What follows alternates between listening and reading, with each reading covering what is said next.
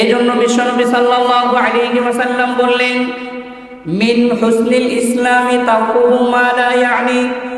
একজন মুসলমানের সৌন্দর্য হলো অনর্থক কাজ এবং কথা ছেড়ে দেওয়া, এটা হলো তার জন্য সৌন্দর্য। তাহলে অনর্থক কথা এবং কাজ একজন মুমিন করতে পারে না। তাহলে আজকের 1 নাম্বার মুমিনের উত্তম গুণাবলীর মধ্যে 1 নাম্বার কথা হলো আজকে অনর্থক যত কথাবার্তা কাজ আছে সবগুলাকে ছেড়ে দিতে হবে। সবগুলাকে কি করতে হবে? ছেড়ে দিতে হবে। তাহলে আপনি আমি উত্তম মুমিন হতে পারবো। আল্লাহ যে মুমিন হওয়াকে চান ওই মুমিন আপনার আমার দ্বারা হওয়া কি হবে? সম্ভব হবে। 2 নাম্বার উত্তম মুমিনের গুণাবলী হলো আত্মশুদ্ধি অর্জন করা। এই যে আপনার আমার যে আত্মা আছে এই আত্মাকে পরিশুদ্ধ করা। আর যেই ব্যক্তি আত্মা পরিশুদ্ধ করে এই ব্যক্তি হলো সফল। এই ব্যক্তি কি? সফল। তো আজকে 1 নাম্বার বিষয় অনর্থক কথাবার্তা, অনর্থক কাজ ছেড়ে দেওয়া, এটাও একজন উত্তম মুমিনের গুণ। অনর্থক কাজ উত্তম মুমিন যারা, প্রকৃত মুমিন যারা, এরা করতে পারে না। অনর্থক কাজ কাকে বলে? যেই কাজের না দুনিয়াতে কোনো ফায়দা আছে না আখিরাতে কোনো ফায়দা আছে। লা ফায়দাতা ফিদ দুনিয়া ওয়ালা ফিল আখিরাহ। দুনিয়াতেও ফায়দা নাই যেই কাজের, আখিরাতেও যেই কাজের ফায়দা নাই, ওইটা হলো অনর্থক কাজ। এমন কাজ থেকে মুমিন যারা উত্তম মুমিন নিজেকে বানাতে চায় এরা সর্বদা এমন কাজ থেকে বিরত থাকবে। অনর্থক কাজ অনেক হতে পারে, অনর্থক কথাবার্তা অনেক হতে পারে। আপনি আমি এই উসুলের মধ্যে ফেলবো আপনার আমার কাজটাকে, যে আমি যে কাজটা এখন করতেছি এটা কি দুনিয়াতে কোনো ফায়দা আছে? বলে যে না, তো বাদ। আমি যে কাজটা করতেছি এটার কি আখিরাতে কোনো ফায়দা আছে? বলে যে না, তাহলে বাদ। আমি যে কথাটা বলতেছি এটার কি দুনিয়াতে আমার দরকার? আমার ক্ষেত খামারের জন্য কি এটা দরকার? বিবি বাচ্চার পরামর্শ হিসাবে কি দরকার? অথবা আমার কোনো ভাইকে উপদেশ হিসেবে দরকার? যদি দেখি যে না, কোনো ফায়দা নেই, তো বাদ। আবার খেয়াল করবো যেটা বলতেছি আখিরাতের কোনো ফায়দা আছে কিনা। যে বলে যে না, আখিরাতেরও ফায়দা নেই, তাহলে বাদ। তাহলে যেই কথা এবং কাজ দুনিয়াতেও ফায়দা দিবে না, আখিরাতেও ফায়দা দিবে না, এমন কথা এবং কাজকে বলা হয় অনর্থক। আর এই অনর্থক কাজ এবং কথা থেকে বেঁচে থাকা এটা উত্তম মুমিনের একটি গুণ। এই ব্যাপারে রব্বুল আলামিন সূরাতুল মুমিনুনের শুরুর আয়াতে বলেন যে সফলকাম মুমিনের কিছু আলোচনা আল্লাহ তাআলা করেন। কয়েকটি গুণের কথা এখানে বলছেন যে সফলকাম মুমিন কারা। এর মধ্যে 1 নাম্বার হলো আল্লাযীনা হুম ফি সালাতিহিম খাশিউন।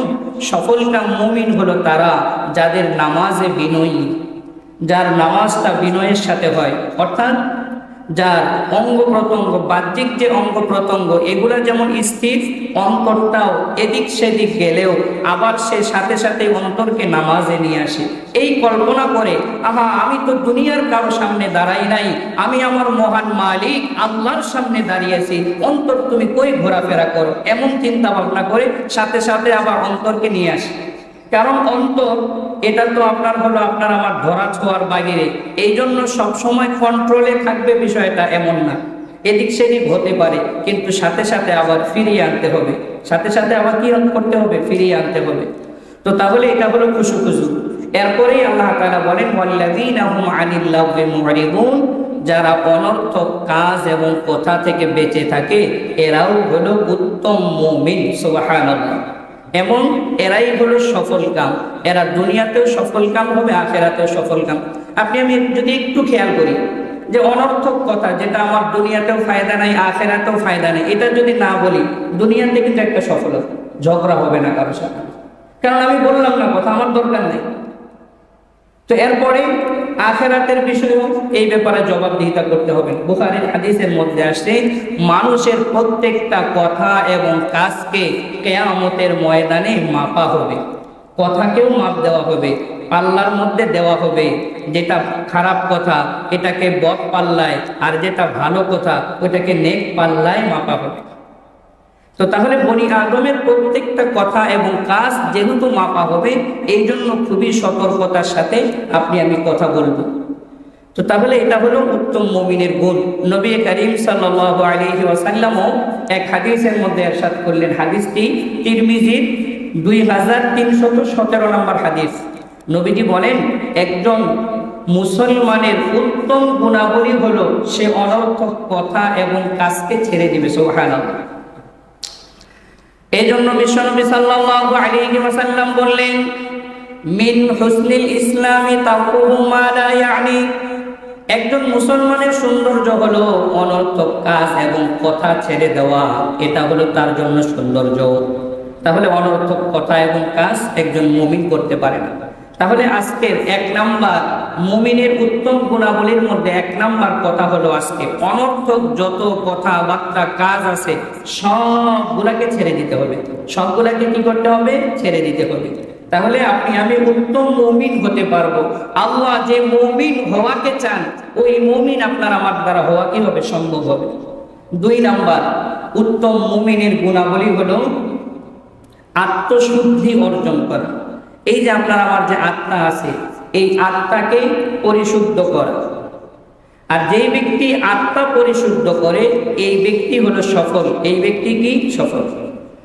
এই জন্য রব্বুল আলামিন সূরাতুল আ'লার মধ্যে ইরশাদ করেন, ক্বাদ আফলাহা মান যাক্কা ক্বাদ আফলাহা মান তাযাক্কা। সফলকাম তো ওই ব্যক্তি যেই ব্যক্তি নিজেকে পরিশুদ্ধ করে, ওয়া যাকারা ইসমা রাব্বিহি ফাসাল্লা, যে ব্যক্তি রবের নামের জিকির করে এবং যেই ব্যক্তি জিকিরের পরে সালাত আদায় করে ওই ব্যক্তি হলো সফলকাম। আবার অপর আয়াতে রব্বুল আলামিন সূরাতুল শামসের মধ্যে 1টা নয়, 2টা নয়, 3টা নয়, 4টা নয়, 9টা কসম খেয়ে আল্লাহ তাআলা মানুষকে বলেন, ক্বাদ আফলাহা মান যাক্কাহা। ওই মানুষটাই সফলকাম যেই মানুষটা নিজেকে পরিশুদ্ধ করে। তাহলে নিজেকে পরিশুদ্ধ যেই ব্যক্তি করে ওই ব্যক্তি হলো সফলকাম। তাহলে নিজেকে পরিশুদ্ধ করব কেমনে? আত্মা পরিশুদ্ধ হবে কেমনে? আত্মা পরিশুদ্ধ হওয়ার জন্য আত্মার কিছু রোগ আছে, এগুলা থেকে বিরত থাকে। শরীরের যেমন রোগ আছে, জ্বর হয়, ঠান্ডা হয়, সর্দি হয়, কাশি হয়। খেয়াল করেন শরীরের যে সমস্ত রোগ, এই সমস্ত রোগ সর্বোচ্চ একজন মানুষকে মৃত্যুর মুখে ঠেলে দিতে পারে। আর আত্মার যে সমস্ত রোগ, এই সমস্ত রোগ একজন মানুষকে জাহান্নাম পর্যন্ত নিয়ে নিক্ষেপ করবে। নাউযুবিল্লাহ বলেন। তাহলে আত্মার রোগ বেশি ভয়ঙ্কর নাকি শরীরেরটা? বলেন আত্মারটা। কারণ শরীরের রোগ আপনাকে আমাকে মৃত্যু পর্যন্ত নিয়ে যাবে, মারা গেলেই শেষ। এরপরে আত্মার রোগের আর কোনো ক্ষতি নাই, শরীরের রোগের আর কোনো ক্ষতি নাই। কিন্তু আল্লাহ মাফ করুক, কেউ যদি আত্মার রোগের রোগী হয়ে যায় তাহলে এই রোগটাকে কিয়ামতের ময়দানে সমস্ত মানুষের সামনে তো বেইজ্জত করবে, পাশাপাশি তাকে জাহান্নামে নিয়ে ছাড়বে। নাউযুবিল্লাহ। তো এই জন্য আত্মার রোগ এটা মারাত্মক। শরীরের রোগের চাইতেও আত্মার যে রোগগুলো আছে এই রোগগুলো মারাত্মক। এই জন্য এই সমস্ত রোগগুলা থেকেও বেঁচে থাকা। তাহলে এখন আসুন আত্মার রোগগুলা কি কি? 1 নাম্বার আত্মার রোগ হলো ওয়ালা তাবাগাদু। বিশ্বনবী সাল্লাল্লাহু আলাইহি ওয়াসাল্লাম বলেন আদাওয়াতি করবে না। আদাওয়াতি শত্রুতা কারোর সাথে, এটা আত্মার একটা রোগ। শত্রুতা, আরেকজনের ব্যাপারে শত্রুতা পুষে রাখে। সামান্য থেকে সামান্য বিষয় আরেকজনের সাথে শত্রুতা, এমনটা করা যাবে না। ওয়ালা তাহাসাদু। 2 নাম্বার হিংসা করা যাবে না। হিংসা কি? হিংসা হলো আরেকজন ভাই আমার থেকে উপরে উঠতেছে, তো আমি মনে মনে চাইতেছি সে ধ্বংস হয়ে যায় না কেন, এটার নাম হলো হিংসা। হিংসার এখানে আরেকটা বিষয় আছে, জিপ্প, ঈর্ষা। ঈর্ষা আর হিংসা এই দুইটার মধ্যে পার্থক্য। ঈর্ষা এটা স্বভাবের কাজ, হিংসা এটা গুনাহের কাজ। ঈর্ষা কি? একজন ভাইয়ের দিকে আমি তাকালাম, তাকিয়ে দেখি সে মাদ্রাসা, মসজিদ, যত ভালো জায়গা আছে সব জায়গাতে সে দান সৎকার করতেছে, তো আমার মনে আসলো আমিও আমার ভাইটার মতো দান সৎকার করবো। এটার নাম হলো ঈর্ষা। এই ঈর্ষা এটা স্বভাবের কাজ। তার মানে ঈর্ষা করলে আপনার আমার মনে চাইবে যে ইবাদত করা। আপনি আমি দেখলাম একজন আল্লাহর বান্দা মসজিদে আসার পরে 4 রাকাত নফল আদায় করে, আমিও কল্পনা করলাম আমিও 4 রাকাত নফল আদায় করব। এটার নাম হলো ঈর্ষা। আরবিতে বলা হয় গিপ্প। আরবিতে কি? গিপ্প। নবীজি এই ব্যাপারে উৎসাহ প্রদান করেছেন। গিপ্প অর্থাৎ মানুষের ব্যাপারে ঈর্ষা হওয়া, যে সে করতেছে আমি পারতেছি না কেন, আমিও করব। যেমন নবী করিম সাল্লাল্লাহু আলাইহি ওয়াসাল্লাম 2 ব্যক্তির ব্যাপারে ঈর্ষার কথা বলেছেন। এক নাম্বার ব্যক্তি হলো হাফেজ কোরআন, আর 2 নাম্বার ব্যক্তি হলো সম্পদশালী ব্যক্তি। হাফেজে কোরআন যে কোরআনুল কারীমের তেলাওয়াত করে নামাজে দাঁড়ায়া দাঁড়ায়া, ওই ব্যক্তিকে দেখে নবীজি ঈর্ষার কথা বলেছেন। তো আপনার আমারও মনে হওয়া উচিত সে তেলাওয়াত করতেছে, আমি পড়ি না কেন, আমারও পড়া দরকার। 2 নাম্বার, যেই ব্যক্তিকে আল্লাহ তাআলা ধন সম্পদ দান করেছেন সে দান করতেছে, আমি করতেছি না। অথচ দেখা যাচ্ছে যেই ব্যক্তি দান করতেছে তার আমার চাইতেও ধন সম্পদ কম, আল্লাহ তাকে কম দান করেছে, তারপরও সে আমার চাইতে দান বেশি করতেছে। নবীজি বলে এখানে তুমি ঈর্ষা করো। তো এমনটা কিন্তু হয় না। অনেক সময় দেখা যায় যার কম আছে সেও এরকম দিতেছে, দিতে দিতে আল্লাহ তাআলা তার মধ্যে বরকত দিয়ে দেয়। সম্পদ আপনি আমি মনে করি দান করলে মনে হয় কমে যায়, কিন্তু আল্লাহর ওয়াদা যে যত বেশি আল্লাহকে দিবে, আল্লাহ বলে আমি তোমাকে বাড়াইয়া দিব। সুবহানাল্লাহ।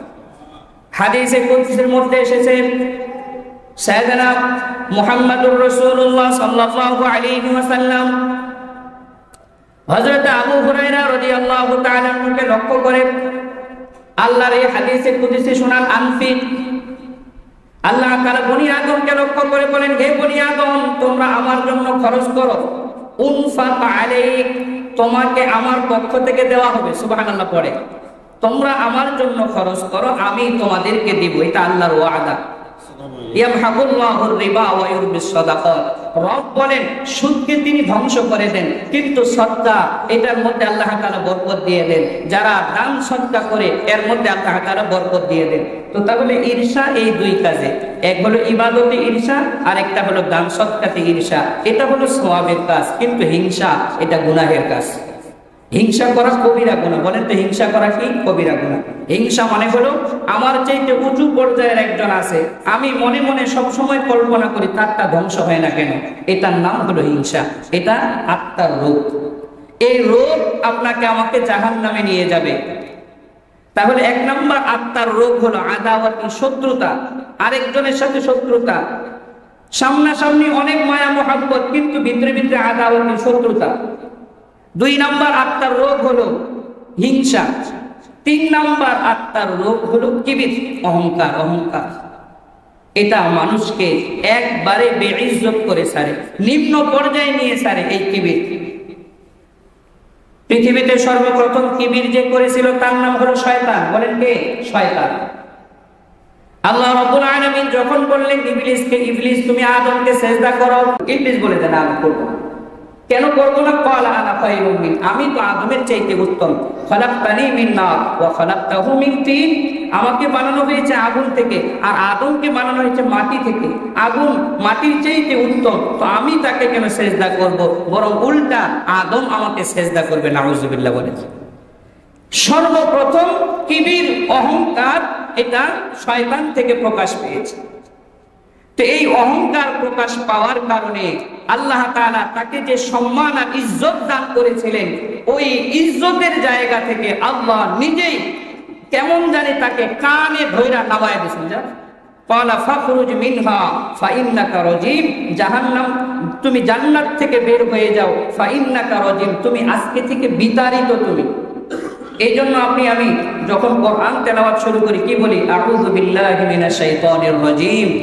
আয় আল্লাহ, আমি আপনার কাছে পানা চাই বিতাড়িত শয়তান থেকে। ওই যে রব ব্যবহার করছেন, ফাইন্নাকা রাজিম, তুমি আজকে থেকে বিতাড়িত। আমার কথা মানলা না, যুক্তি দাঁড় করাইলা, তুমি আজকে থেকে বিতাড়িত। তো এই যে বিতাড়িত হয়ে গেছে ইবলিস, কেন? অহংকারের কারণে। এই অহংকার মানুষকে পতনের দিকে নিয়ে যায়। যেমন উজ্জ্বল দৃষ্টান্ত হলো ইবলিসের দৃষ্টান্ত। ইবলিস অহংকার করার কারণে তার যে ইজ্জত আর সম্মান ছিল, এই ইজ্জত আর সম্মান থেকে সে একেবারে নিচে নেমে গেছে। আল্লাহ তাআলা তাকে বিতাড়িত বলে ঘোষণা করছেন, এমনকি আর কোনোদিন সে জান্নাতেও যেতে পারবে না। তো এই জন্য অহংকার, এটাও আত্মার একটা রোগ। এই অহংকারও করা যাবে না, অহংকার থেকে দূরে থাকতে হবে। যারাই পৃথিবীতে অহংকার করছে তারাই ধ্বংস হয়েছে। যে যে বিষয়ে অহংকার করেছে সেই বিষয়ে সে ধ্বংস হয়েছে। আল্লাহ তাআলা তাদেরকে নিস্তানাবুদ করে দিয়েছে। নমরুদ অহংকার করছে, কি বলেন? আজও আছে? নাই। ফেরাউন অহংকার করছে? নাই। কারূন অহংকার করছে? নাই। কেউ নাই। অহংকারী যারাই ছিল পৃথিবীতে তাদেরকে আল্লাহ তাআলা নিস্তানাবুদ করে দিয়েছেন। কারণ হাদিসের মধ্যে আল্লাহ তাআলা নিজেই বলেন, হাদিসে কুদসি এটা, আল কিবরিয়াউ রিদাই, বলে অহংকার, আল্লাহ বলেন এটা আমার চাদর, এটা মানুষের জন্য শোভা পায় না। অহংকার শুধু আমি আল্লাহ নিজে করবো, এটা পৃথিবীর কেউ করতে পারবে না। যারাই করছে একবারে শুরু থেকে শেষ পর্যন্ত আপনি তাকান, দেখেন তাদের একবারে নিশ্চিত তারা একবারে নিমজ্জিত হয়েছে, তারা লাঞ্ছিত বঞ্চিত হয়েছে। কি বলেন, হয় নাই? কত অহংকার করছে তারা, যে তাদের উপরে কেউ নাই, সমস্ত শক্তি তাদের, কিন্তু আজকে তাদের কোনো অস্তিত্ব পর্যন্ত নাই। নাম শুনলে মানুষ ঘৃণা করে, এই হলো অহংকারের ফলাফল। তো তাহলে এই জন্য অহংকার করা যাবে না।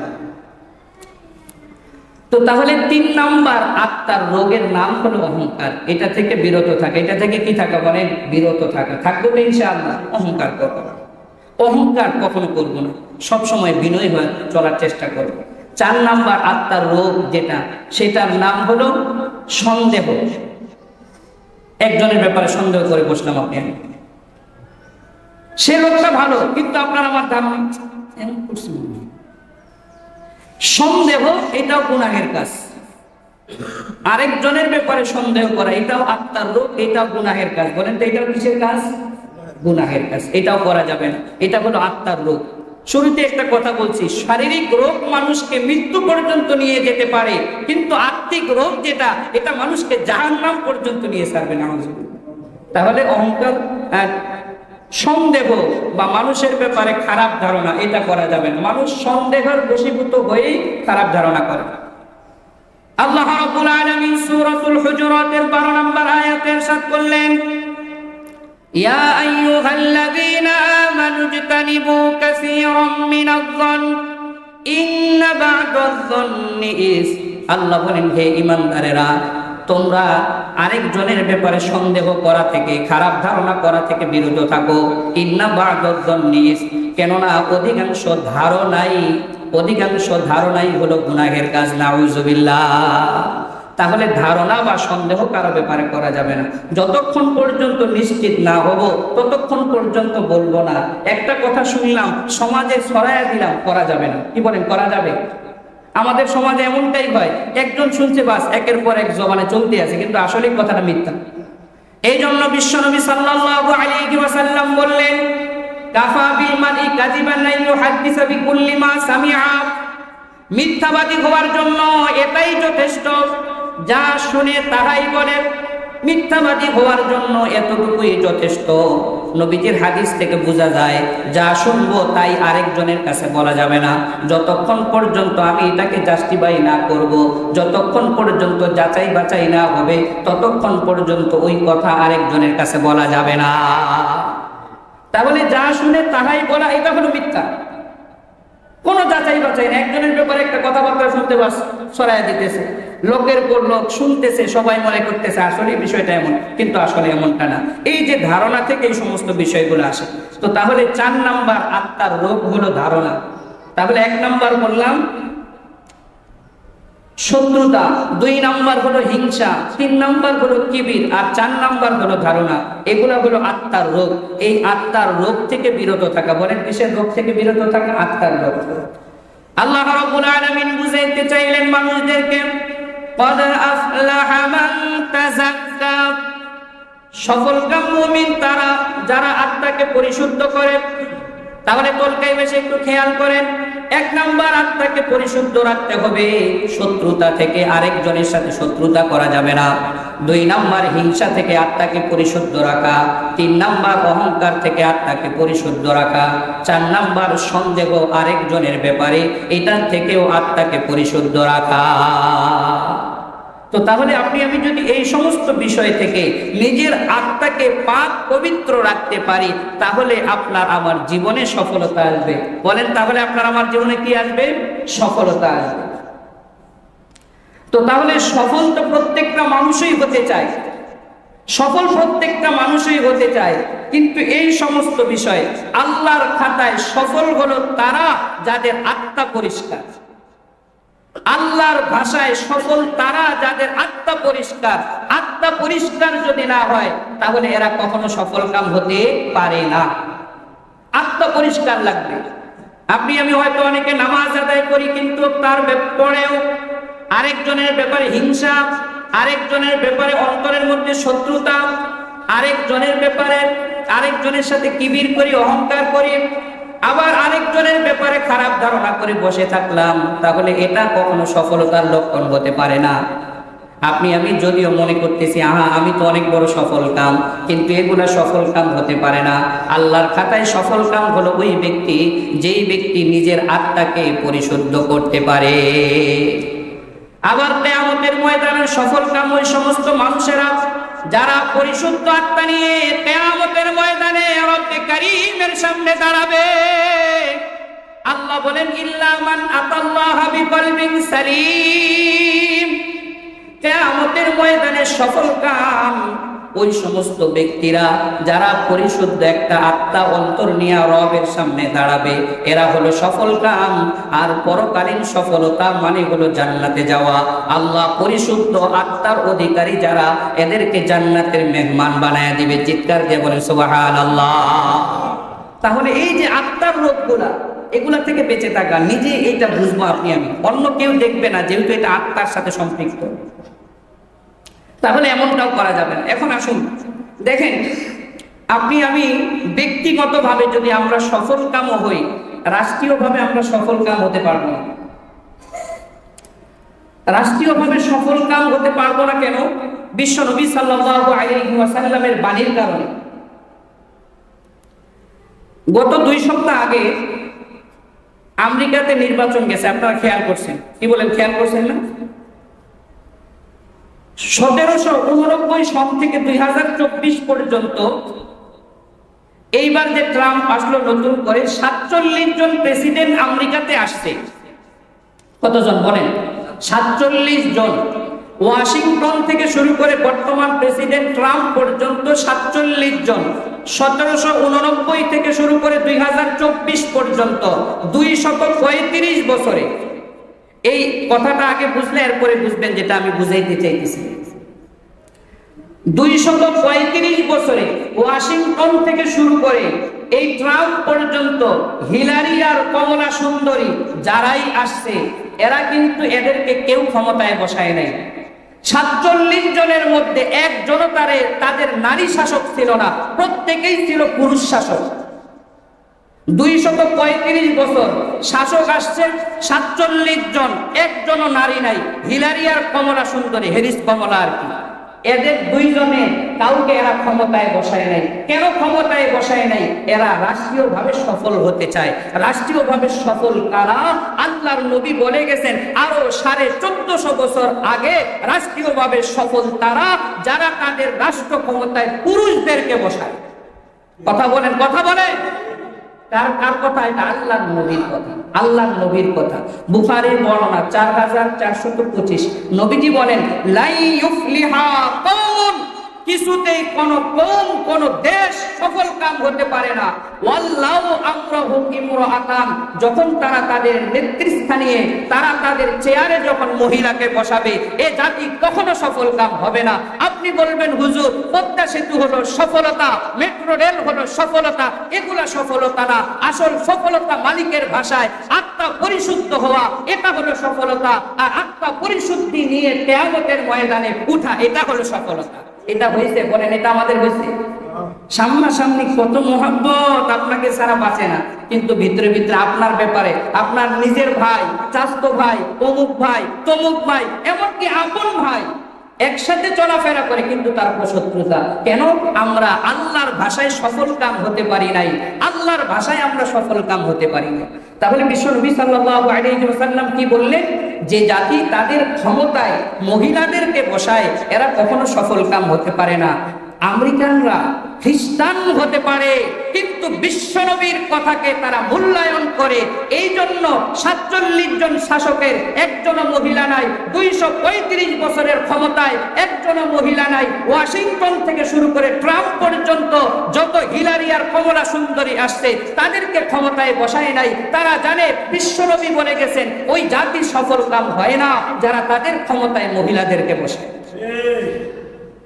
তো তাহলে আপনি আমি নিজের সফলতা অর্জন করতে পারলেও রাষ্ট্রীয়ভাবে সফলতা আসবে না যতদিন পর্যন্ত পুরুষ শাসক না হবে।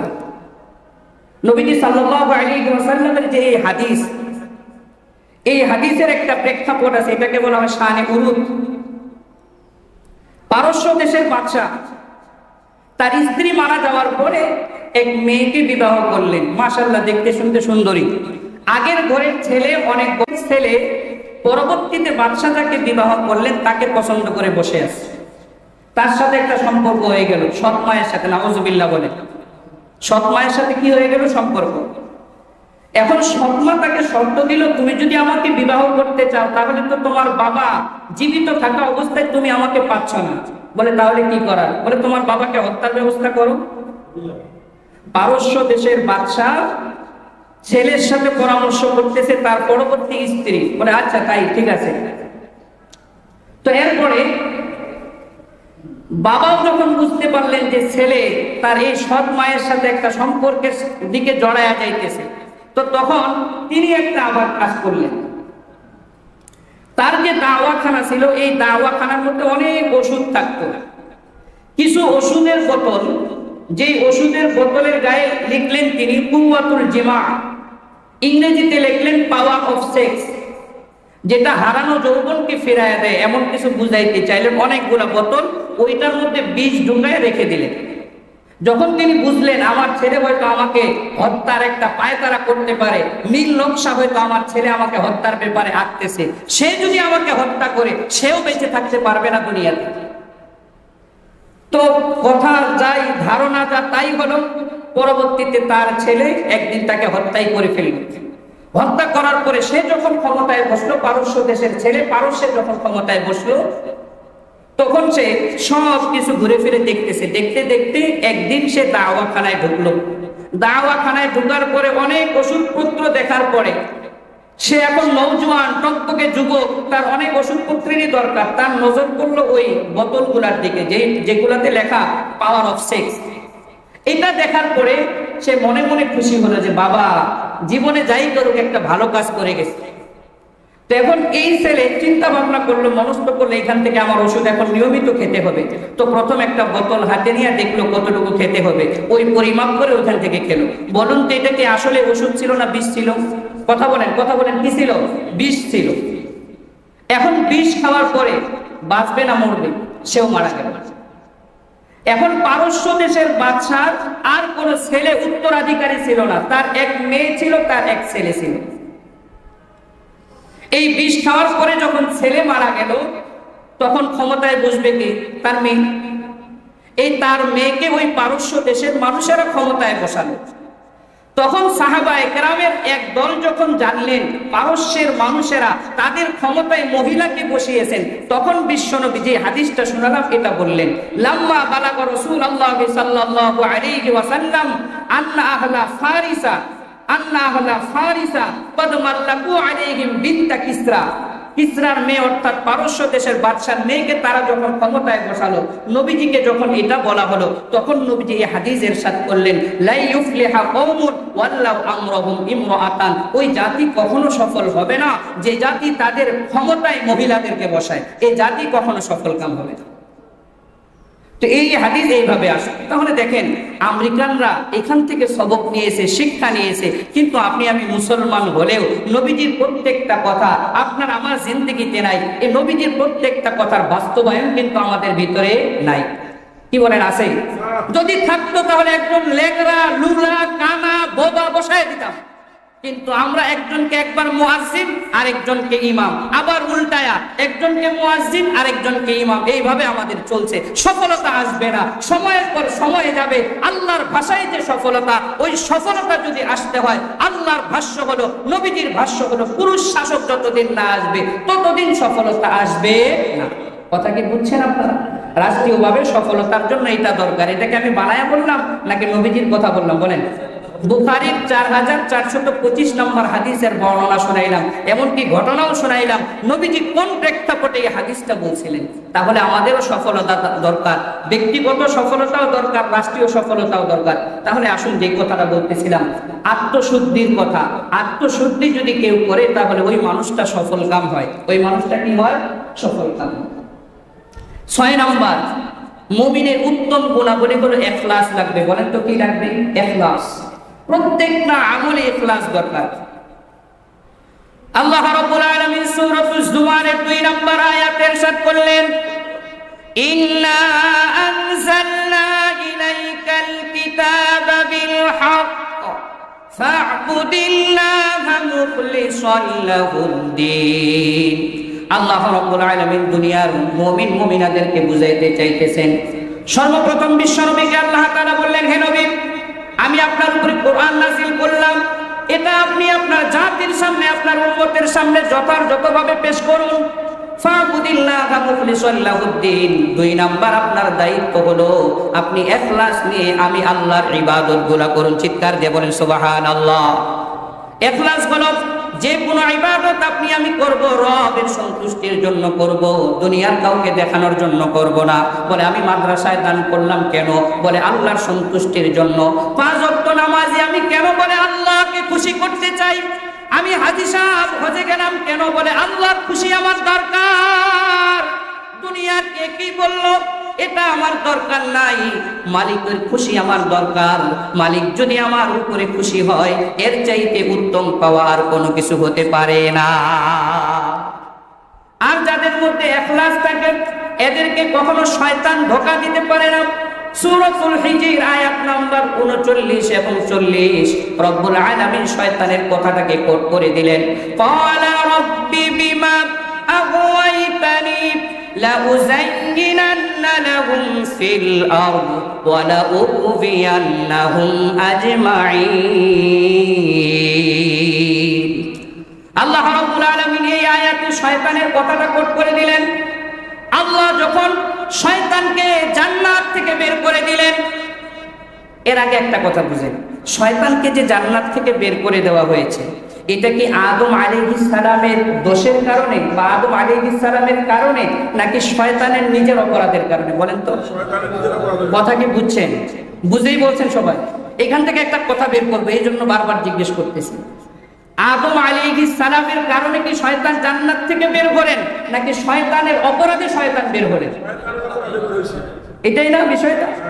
শয়তান বলতেছে আল্লাহ রব্বি বিমা আগওয়াইতানি, আপনি আমাকে যার কারণে গোমরা বানালেন, মানে আদম আলাইহিস সালামকে ইন্ডিকেট করছে, আপনি আমাকে তো তার কারণে গোমরা বানাইছেন। লাউযায়্যিনান্না লাহুম ফিল আরদ, আমি ওই আদম সন্তানদের প্রত্যেকের সামনে দুনিয়াকে সুন্দর করে তুলব। তাদের কাছে নামাজ ভালো লাগবে না, জিকির আজকার ভালো লাগবে না, হজ ভালো লাগবে না, দান সদকা ভালো লাগবে না, নারীর পিছনে টাকা ব্যয় করা, জুয়ার পিছনে টাকা ব্যয় করা, মদ পান করার পিছনে টাকা ব্যয় করা, এগুলা ভালো লাগবে। কি বলেন, ঠিক কিনা? ঠিক কিনা? আপনি আমি যদি বলি ভাই মাদ্রাসা একটু দেন, না হুজুর টাকা নাই, কিন্তু ওই মানুষটাই গিয়ে দেখেন জুয়ার বোর্ডে টাকার পরে টাকা নষ্ট করতেছে। আল্লাহ মাফ করুক, আরো কত বাজি যে আছে ওই শব্দ উল্লেখ করলাম না। আবার গিয়া মদ পান করতেছে, টাকা ব্যয় করতেছে, কিন্তু ভালো কাজে ব্যয় করে না। কেন? শয়তান তার সামনে দুনিয়াটাকে সুন্দর করে তুলে ধরছে, আখেরাতটাকে শয়তান তার সামনে খারাপ করে তুলে ধরছে। বলে আখেরাত এটা কষ্টের কাজ, এগুলাতে যাওয়ার দরকার নাই, আনন্দ করো। চিৎকার দিয়ে বলে নাউজুবিল্লাহ। আল্লাহ রাব্বুল আলামিন শয়তানের কথাটা কোট করে দিলেন। শয়তান বলে আল্লাহ যার কারণে আমাকে গোমরা করলেন, তার সামনে এবং তার সন্তানদের সামনে আমি দুনিয়াকে সুসজ্জিত করে তুলব। ওয়ালা উগবিয়ান্নাহুম আজমাইন, আর আমি এদের সবাইকে অবশ্যই গোমরা বানিয়ে জাহান্নামে নিয়ে ছাড়ব। নাউজুবিল্লাহ। তাহলে শয়তান নিজের দোষে জান্নাত থেকে বের হলেন, দোষ দিলেন আদম আলাইহিস সালামের। ঠিক কিনা? জোরে বলুন। আমাদের দেশ থেকে একজন বের হয়ে গেল, দোষ কার? জনগণের নাকি তার? কথা বলেন, কথা বলেন। এখন দোষ দেওয়া হচ্ছে জনগণের। ওইখানে শয়তান দোষ দিয়েছে আদমের। বর্তমান দুনিয়াতে আরেকজনের দোষ দেয় আদম সন্তানের। কথা কি বুঝেন আপনারা? মিলছে নি কথা? শয়তান বলে গেছে, এখন মিলে যাইতেছে। বের হলো তো তার নিজের দোষের কারণে, জাতি তাকে বের করে নাই। নিজের অন্যায় অপরাধ যখন শেষ পর্যন্ত পৌঁছে গেছে, সীমা লঙ্ঘনের চূড়ান্ত পর্যায়ে যখন পৌঁছাইছে, তখন তাকে বের হওয়া লাগছে। কিন্তু দোষ দেয় আদম সন্তানের। শয়তান যেমন দোষ দিয়েছে আদমের, বর্তমান যারা আছে এরা দোষ দেয় আদম সন্তানের। কি বলেন, কি বলেন? ঠিক না কথা? নিজের অপরাধী অনেক সময় হয়। এই জন্য নিজের অপরাধের কারণে মানুষের ক্ষতি আসে, আরেকজনকে দোষ দিয়েন না। আপনি আমিও শিক্ষা নেই এখান থেকে।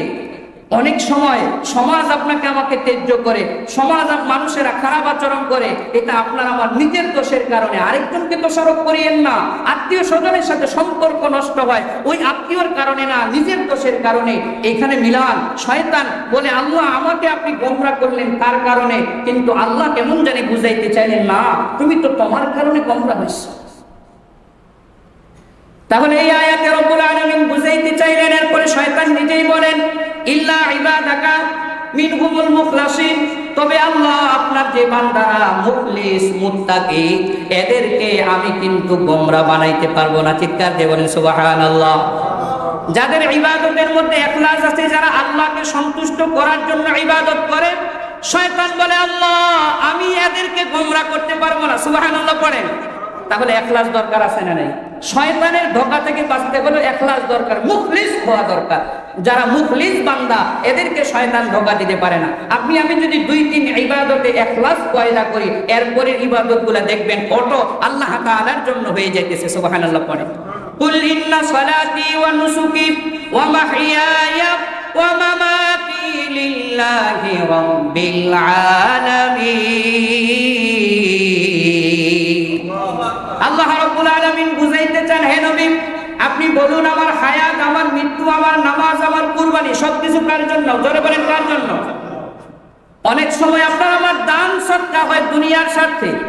বলে অমুক জায়গায় দিব, যদি এটা পাই অমুকের সাথে সম্পর্ক রাখবো, সে ওইটার সাথে সম্পর্কিত, যদি আমার এটা হাসিল হয় তাহলে অমুক জায়গায় দান করব, এছাড়া করব না। আছে না নাই? দুনিয়ার স্বার্থের জন্য দান নয়, স্বার্থ হবে আল্লাহকে সন্তুষ্ট করা। বলেন কাকে সন্তুষ্ট করা? আল্লাহকে সন্তুষ্ট করা।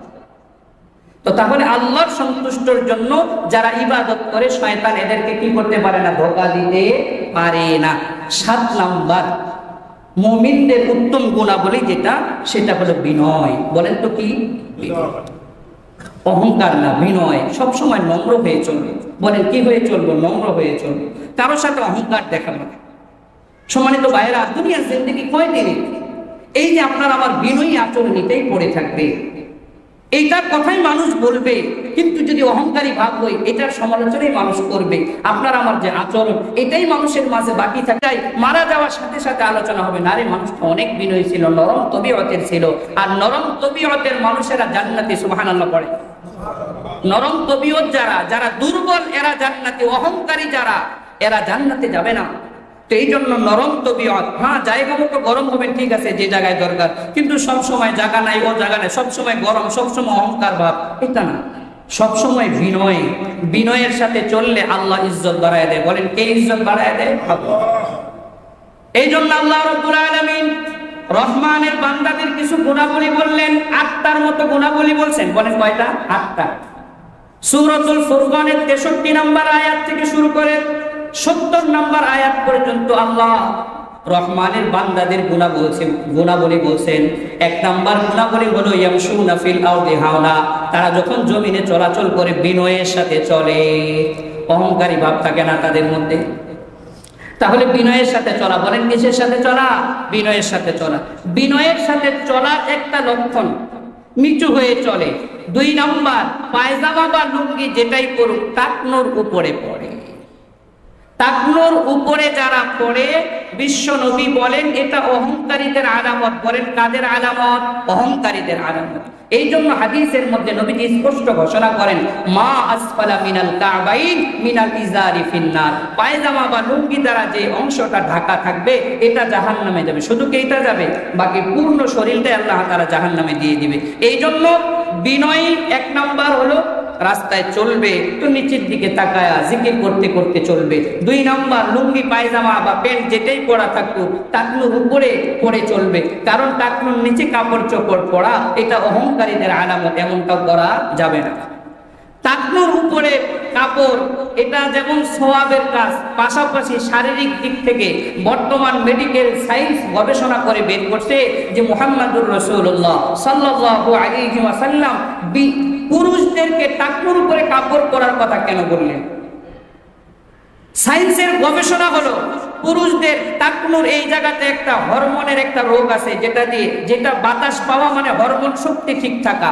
হরমোন শক্তি ঠিক থাকা মানে ধরনের শক্তি, শারীরিক যে চাহিদা আল্লাহ তাআলা পুরুষকে দান করেছেন এটা বৃদ্ধি পাওয়া, আর এই টাকনু ঢাকা থাকা ওই রোগটা বাতাস কম পাওয়া, হরমোন শক্তি কমে যাওয়া। হরমোন কমে যাওয়া মানে ওই শক্তি কমে যাওয়া। নবীজি সাল্লাল্লাহু আলাইহি ওয়াসাল্লাম তো তার প্রকৃতি স্বাভাবিক বলে গেছেন, কিন্তু বর্তমানের যারা বিজ্ঞানী তারা গবেষণা করে এই সমস্ত বিষয়গুলো বের করতেছে। তো তাহলে এটা শারীরিক দিক থেকেও উপকার, আবার গুনাহ থেকেও বাঁচার মাধ্যম।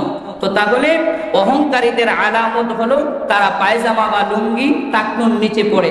আমরা যারা মুমিন, যারা তাওয়াজু করতে চাই, এরা কখনো পায়জামা লুঙ্গি প্যান্ট টাকনুর নিচে পড়বো না, ইনশাআল্লাহ বলেন। ইনশাআল্লাহ, ইনশাআল্লাহ। বলে হুজুর আমার লুঙ্গি তো খুলে যায়। এখন বর্তমান সহজ ব্যবস্থা, বেল্টওয়ালা লুঙ্গি পাওয়া যায়। দেখছেন আপনারা, বেল্টওয়ালা লুঙ্গি পাওয়া যায়, ওইটা কিনে পরে, তাহলে আর নিচে পড়বে না। একটা শারীরিক দিক থেকেও ক্ষতি, আবার অহংকারীদের আলামত।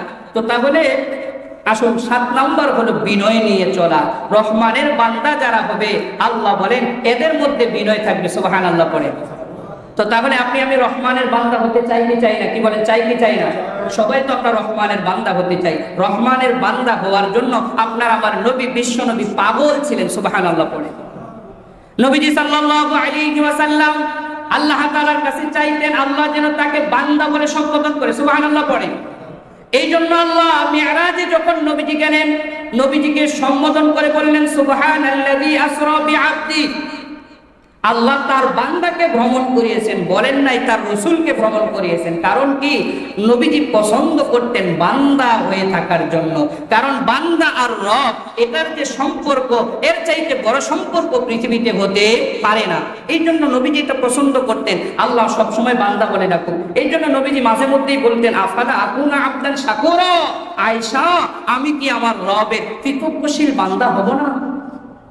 বান্দা হওয়া এটা সকলের চাহাত থাকা দরকার। কি বলেন, চাবো না ইনশাআল্লাহ?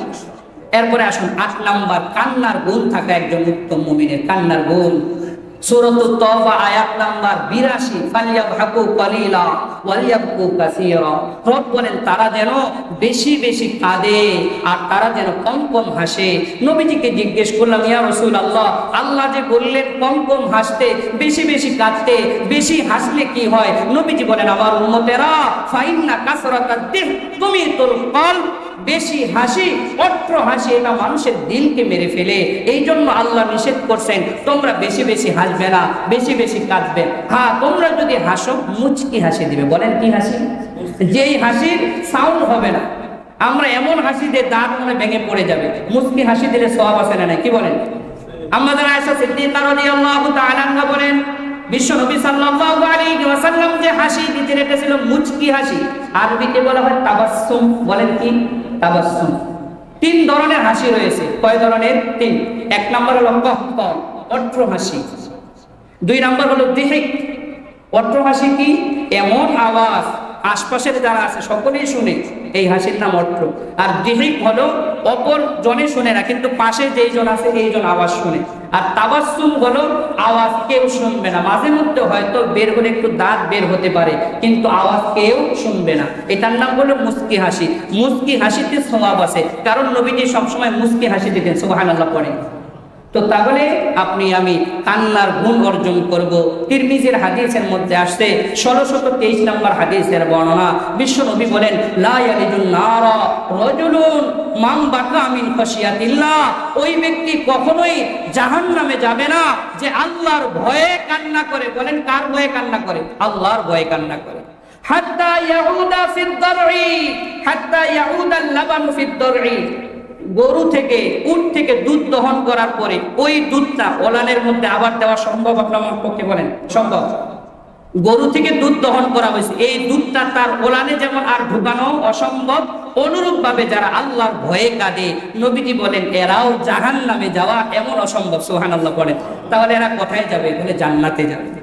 9 নাম্বার হলো আল্লাহর উপরে তাওয়াক্কুল। বলেন কার উপরে তাওয়াক্কুল করব? এই জন্য আল্লাহ রাব্বুল আলামিন বলেন ওয়া আলাল্লাহি ফাতাওয়াক্কালু ইন কুনতুম মুমিনিন। তোমরা আল্লাহর উপরে তাওয়াক্কুল করো যদি মুমিন হও। যদি কি হও? মুমিন। তো আমরা মুমিন কিনা? কি বলেন? মুমিন কিনা? তাহলে তাওয়াক্কুল করা সব সময়। এই জন্য বাড়ি থেকে বের হবো বিসমিল্লাহি তাওয়াক্কালতু আলাল্লাহ লা হাওলা ওয়ালা কুওয়াতা ইল্লা বিল্লাহ। প্রত্যেকটা কাজে বলে আল্লাহর উপরে ভরসা। আর যেই ব্যক্তি আল্লাহর উপরে ভরসা করে, ওমাইয়া তাওয়াক্কাল আলাল্লাহ ফাহুয়া হাসবু, আল্লাহ তার জন্য যথেষ্ট হয়ে যায়। সুবহানাল্লাহ পড়েন। আল্লাহ যদি কারোর জন্য যথেষ্ট হয়, তার আর কোনো টেনশন আছে? কি বলেন, টেনশন আছে? তো তাহলে আজকে আমরা উত্তম মুমিনের 6টা গুণাবলী নিয়ে আলোচনা করলাম। বলেন তো কয়টা গুণাবলী? 6টা। একটা হলো অনর্থক কথা থেকে বাঁচা, 2 নাম্বার হলো আত্মশুদ্ধি অর্জন করা, 3 নাম্বার ইখলাস অর্জন করা, 4 নাম্বার বিনয় হওয়া, 5 নাম্বার আল্লাহর জন্য কাঁদা, 6 নাম্বার ভরসা সব সময় কার উপরে? আল্লাহর উপরে। আল্লাহ তাআলা এই কথাগুলো আমাদের সবাইকে বুঝবার তৌফিক দান করুক, আমিন। গত সপ্তাহে আপনাদেরকে আমি একটা মেসেজ দিয়েছিলাম, ওই মেসেজটাতে আমার ভুল না, ভুল হলো র্যাবের। বলেন কাদের? র্যাবেরা ব্রিফিং করছিল, ওই নিজের ছেলেই মাকে হত্যা করছে, বগুড়ার যে ঘটনা। কিন্তু পরবর্তীতে আবার বিকাল হতে না হতে ঘটনার মোড় অন্যদিকে ঘুরে গেছে। প্রথমে এরাই ব্রিফিং করছে যে ছেলেই মাকে হত্যা করছে, পরবর্তীতে সংবাদ পাওয়া গেল এই সন্তানকে বাধ্য করা হয়েছে এই স্বীকারোক্তি দেওয়ার জন্য। নাউজুবিল্লাহ বলেন। আপনার আমার দেশে এর চাইতে কি হতে পারে? এর চাইতে আর লজ্জা কি হতে পারে? তো আমরা ওই সময় র্যাবদের কথায়, তাদের ব্রিফিং এর উপরে কথা বলছিলাম যে একজন সন্তান মাকে কিভাবে হত্যা করলো, কিন্তু ঘটনার মোড় অন্যদিকে গেছে, ভাড়াটিয়া ফেল করছে। তো তাহলে যেটা বললাম, আল্লাহ তাআলা যেন আমাদেরকে মাফ করে দেয়। ভুল হয়েছিল এই জন্য এটা বললাম, আর ভুল কেন হয়েছে এটাও বললাম। আল্লাহ তাআলা আমাদেরকে বুঝবার তৌফিক দান করুক, আমিন।